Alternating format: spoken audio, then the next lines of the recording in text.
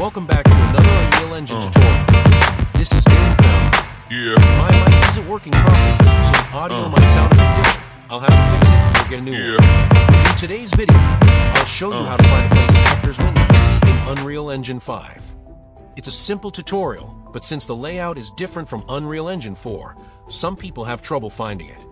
If this helps, don't forget to like and subscribe. Now let's get started. To find any window in Unreal Engine, simply go to the Window tab in the upper corner of the screen.